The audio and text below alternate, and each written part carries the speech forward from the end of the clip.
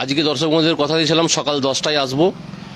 ঘরের বউয়েরা স্বামীদের উপর এত মানসিক অত্যাচার করে কেন, এই বিষয়টা কিন্তু প্রতিটি বাড়ির কাহিনী, প্রত্যেকটি ঘরের গল্প। পুরুষেরা তাদের স্ত্রীদের উপরে অত্যাচার বেশি করেনি, করে তাদের ঘরের বউয়েরাই স্বামীদের উপর অত্যাচার করে। কেন করে? সঙ্গে থাকবেন।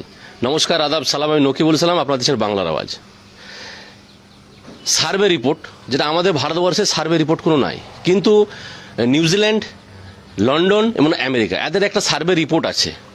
যেমন ওএনএস, সিডিসি, এমএইচডি, এই রিপোর্ট অনুযায়ী 34% পুরুষ দ্বারা অত্যাচারিত হয় মহিলারা। 34% মানে পুরুষরা অত্যাচার করে মহিলাদের উপর। কিন্তু তারপরে দেখা যাচ্ছে 40% মহিলারা অত্যাচার করে পুরুষদের উপর মানসিকভাবে। এটা সেখানকার রিপোর্ট। ভারতবর্ষের সেরকম কোনো সার্ভে রিপোর্ট নাই, কিন্তু একটা বিভিন্ন সংবাদ মাধ্যম এবং বিভিন্নভাবে যে রিপোর্ট উঠে এসেছে যে ভারতবর্ষের 60% মহিলারা, বিবাহিত মহিলারা তাদের পুরুষদের উপর মানসিক টর্চার করে, আর 20% পুরুষরা মহিলাদের উপর মানসিক টর্চার করে। বাকি 20% তারা কিন্তু ঠিকঠাক আছে। এটা হচ্ছে রিপোর্ট। এবার বলুন, 498 নারী নির্যাতন কেস, এই কেসটা এখন হালকা হয়ে গেছে কেন বলুন তো? আগে কেসটা ভারী ছিল, আর মহিলারা এই কেসটাকে ধরে নিয়েই কিন্তু এই অত্যাচার স্বামীদের উপর চালিয়ে যাচ্ছে। তো বিভিন্নভাবে প্রমাণ হয়ে গেছে 80% কেস এখন পর্যন্ত, মানে সুপ্রিম কোর্ট যেদিনে এই রায়টা দিয়েছিল যে 498 কেস সেভাবে আর দেখা যাবে না, আগে তদন্ত করা হবে তারপরে কেস নেওয়া হবে। কেন করেছে? 80% কেস ফলস, মিথ্যা। 80% যত কেস হয়েছিল নারী নির্যাতন, তার 80% মিথ্যা প্রমাণিত হয়েছে। মিথ্যাভাবে পুরুষদের উপরে তাদের স্ত্রীরা অত্যাচার, মানে এই কেস করেছে। সেই কারণে 498কে হালকা করে দেওয়া আছে। কিন্তু তা সত্ত্বেও পশ্চিমবাংলার কথা নয়, ভারতবর্ষের কথা নয়, পৃথিবীতে যেখানে যেখানে মানুষ বসবাস করে প্রতিটি বাড়ির গল্প এটা। তাদের স্ত্রী মানসিকভাবে তাদের স্বামীদের উপর অত্যাচার করে যায়। কেন হবে এটা? এর জন্য কি সরকার কিছু ভাববেনি? এর জন্য কিছু কি আইন আনা যাবেনি? কেন যাবেনি? বিভিন্নভাবে বিভিন্ন আইন চেঞ্জ হচ্ছে। যুগ যখন পরিবর্তন হচ্ছে, যুগের সাথে সাথে আমাদের যেমন আইপিসি ধারা উঠে গেছে, কেননা আমাদের এই নতুন ধারা এসেছে।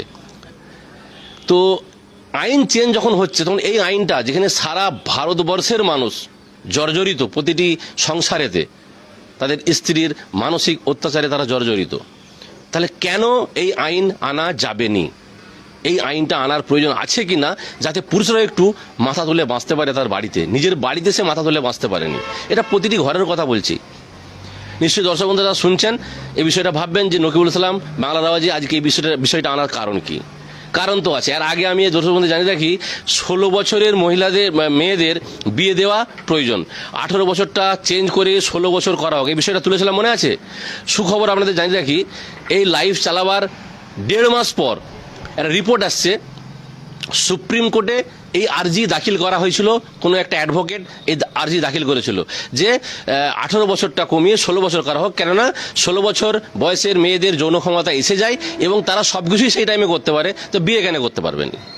বাচ্চা নেবার বিষয়টা একটু চিন্তা ভাবনা করা যাবে, কিন্তু সে বিয়ে কেন করতে পারবেনি যেহেতু আয়ু কমে যাচ্ছে। তো সুপ্রিম কোর্ট সেই আর্জি নিয়েছে এবং শুনানি হবে।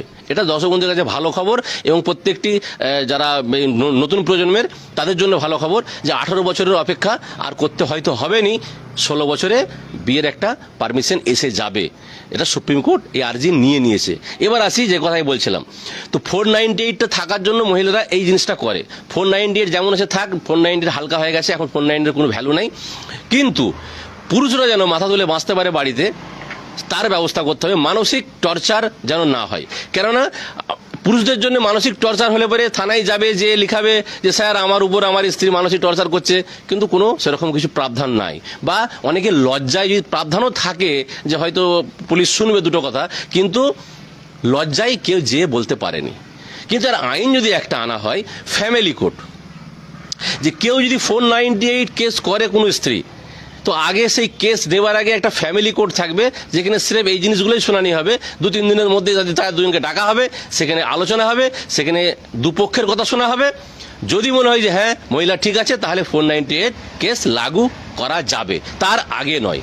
তাহলে কি হবে, পুরুষ মানুষরা অনেকটাই শান্তি পাবে। তো ফ্যামিলি কোর্ট বড় বড় ভিআইপিদের জন্য আছে, যেমন কারিশমা কাপুরের কেস, যেমন ঋতিক রোশনের কেস, যেমন আরবাজ খানের কেস। এগুলোর তাদের ক্রোড়পতির ব্যাপার, সেগুলোর বেলায় ফ্যামিলি কোর্ট আছে। তাদের কেস হওয়ার আগে তারা বসে, উকিল বসে সেখানে মানে একটা মীমাংসা করে দিল। কিন্তু সেটা এইখানে গ্রাম্য স্তরে, গ্রামগঞ্জ এলাকায় বা বিভিন্ন জায়গায় মধ্যবিত্ত পরিবারের জন্য কেন এটা নাই? যেহেতু আছে প্রাবধান, তো বড় লোকেদের জন্য আছে, গরিব লোকেদের জন্য কেন নাই? প্রশ্নটা থাকছে। ফ্যামিলি কোর্টের প্রয়োজন আছে কিনা দর্শক বন্ধুরা কমেন্ট করবেন। যে কোনো মহিলা কোর্টে, থানায় যাক আর কোর্টেই যাক, কেস করতে গেলে যেন তার আগে এই বিষয়টা আসে যে ফ্যামিলি কোর্ট আছে, সেখানে আগে শুনানি হবে, তারপরে কেসটা নেওয়া হবে। এবার বলি ফ্যামিলিতে কি কি হয়। প্রবলেম অনেকগুলোই দেখা যায় ফ্যামিলিতে। তার মধ্যে বিশেষ হচ্ছে, দেখবেন যে বাড়িতে গন্ডগোলটা হয়, একটা পুরুষ মানুষ দুমুঠো অন্যের জন্য সারাদিন বাইরে পরিশ্রম করে, তারপরে বাড়ি আসে, আসার পরে শুরু হয়ে গেল তার উপরে বিভিন্নভাবে টর্চার। কোথায় ছিলে, এতক্ষণ কেন সময় লাগলো, আমি এখন একটু মোবাইল দেখছি, তুমি ভাতটা বেড়ে খেয়ে নাও। ছেলেটাকে আজকে স্কুলে দিয়ে তারপরে কাজে যাবে। যেগুলো তার কাজ সেগুলোও কিন্তু চাপিয়ে দেয় স্বামীদের উপর। বাইরে তারা পরিশ্রম করে আসবে, আবার বাড়িতে এসে তাদেরকে বিভিন্ন রকম দায়িত্ব দিয়ে দেওয়া হয়। এটা কেন হবে? আর এই আইন আনতে গেলে আনার প্রয়োজন আছে। আপনারা যদি ধার্মিকভাবেও দেখেন, সেটা হচ্ছে যে স্বামী স্ত্রী আগে যে বিষয়টা ছিল, যে একটা অভিভাবক, যতদিন মেয়ে ছেলের বিয়ে হয়নি তার বাবা মা অভিভাবক, বিয়ের পর তার স্বামী অভিভাবক। সেই অভিভাবকের যে দরজাটা, অভিভাবকের যে তার দায়িত্বটা, সেটা কিন্তু উঠে গেছে। এখন যেন মনে হচ্ছে অভিভাবক স্ত্রী নিজেই অভিভাবক। এটা কেন হবে? স্বামীদিকে অভিভাবক হিসেবে মানবেনি কেন স্ত্রীরা? এটার জন্যে আইন আনার প্রয়োজন আছে। এবং রেজিস্ট্রি পেপারে যেন অবশ্যই অভিভাবক, এর পরে বিবাহের পরে অভিভাবক আপনার স্বামী, সেইখানে যেন মহিলাদের সই করানো হয়। ভালো মন্দ যেটা হবে সেটা তার স্বামী চিন্তা ভাবনা করবে। এবার যদি মনে হয় স্বামী মানে অন্যায় কথা বলছে, সে বিষয়টা আলাদা, সে তখন অন্য চিন্তা ভাবনা করা যাবে। কিন্তু তাদেরকে অভিভাবক হিসেবে স্বামীকে মানা উচিত। বিভিন্ন সমস্যা থাকে, মানে প্রতিটি বাড়ির গল্প। এটা কেন হবে? মহিলারা কি বলবে, আমার ভাই, আমার বোন, আমার বাবা, আমার মা সবাই ভালো, আর স্বামীর বাবা মা, স্বামীর ভাই বোন সবাই খারাপ। এটা প্রতিটা বাড়িতেই আছে। প্রতিটা বাড়িতে নেই, অনেক বেশিরভাগ বাড়িতেই আছে। বাকি অনেকে এমন মহিলাও আছে তারা সবগুলোকে মানিয়ে নিয়ে চলে, সেরকমটাও আছে। কিন্তু বেশিরভাগের কথাটা আমি বলছি। বিভিন্ন মেন্টালি টর্চার। আমার মায়ের শরীর খারাপ, আমার বাবার শরীর খারাপ, তুমি 10,000 টাকা পাঠাও, সেখানে দিতে হবে, আমাদের পাশে দাঁড়াতে হবে। স্ত্রী বলছে, কার? তার মা বাবার জন্য, তার ভাই বোনের জন্য পয়সার প্রয়োজন, আনতে হবে। আর যখন স্বামীর মা বাবার কিছু হবে, স্বামীর ভাই বোনেদের কিছু হবে, সেখানে যদি তার স্বামী কিছু করতে যায় হেল্প, তখন বলছে কেন তুমি একা করবে, বাকিরা তো আছে, কিসের জন্য করবে? না খরচা করা যাবে নি, না দেখা যাবে নি, তারা মরুক। হয় কি না? দর্শক বন্ধুরা, যে কথাটা বলছি প্রত্যেকের মনের মধ্যে ভাবতে পারছেন, কিন্তু কোনোদিন বলতে পারেননি। আজকে বাংলার আওয়াজ থেকে নকিবুল ইসলাম আপনাদের কথাটা তুলে ধরছে। হয়তো আজকে আমার এই ভিডিওটা কোনো মহিলা পছন্দ করবেনি, তাতে কোনো যায় আসেনি, তাদের কাছে খারাপ লাগবে, কিন্তু এটা সত্য, সে সত্যটাই বলছি। আর এই মহিলাগুলো তারা এই রকম মানসিক অত্যাচার করে করে পুরুষদেরকে এমন করে দিচ্ছে, পুরুষ মানুষরা চুপ।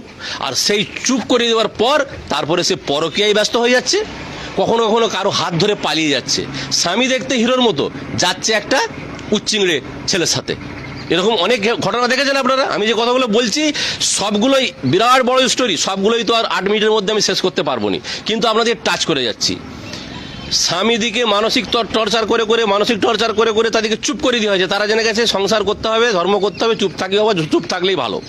আর সেই ফাঁকে তার স্ত্রী পরকীয়ায় ব্যস্ত হয়ে যাচ্ছে, অন্য ছেলের সাথে পালিয়ে যাচ্ছে। হচ্ছে না? হচ্ছে নি। কারণ হচ্ছে প্রথমে আমাদেরকে পুরুষ মানুষদেরকে মানে চুপ করে দেওয়া হচ্ছে, তারপর তারা তাদের নিজের ইচ্ছা মতো আজাদি, তো আজাদি যেন মনে হচ্ছে পুরুষ মানুষের কোনো আজাদি নেই, যত আজাদি মহিলাদের আছে, আর আইন যেন সব মহিলাদের উপরই করে দেওয়া হয়েছে। কিন্তু এটা চেঞ্জ হতে হবে, নতুন আইন আনার প্রয়োজন আছে।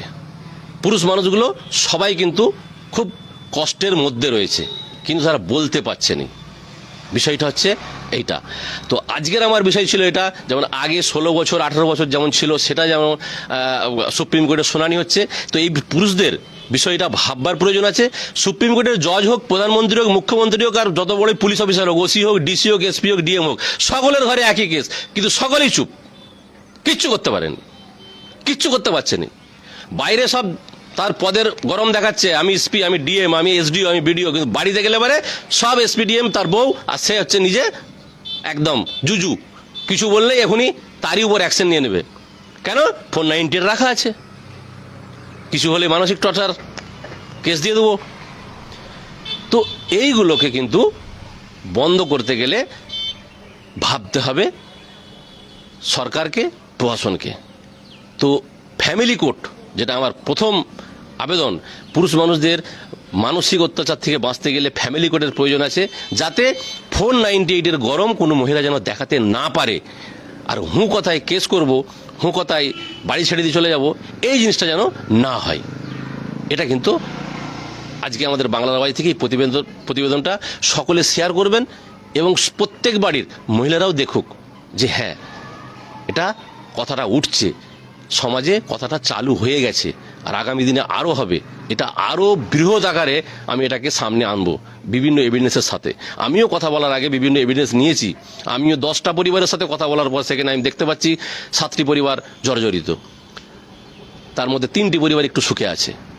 তো অনেকে ভালো আছেন, কিছু কম সংখ্যক, কিন্তু বেশি সংখ্যক মহিলারাই পুরুষদের উপর অত্যাচার করে, এটা একদম নিশ্চিত। ভালো থাকুন, সুস্থ থাকুন, বাংলা দেখতে থাকুন। আমি নকুল ইসলাম, ধন্যবাদ।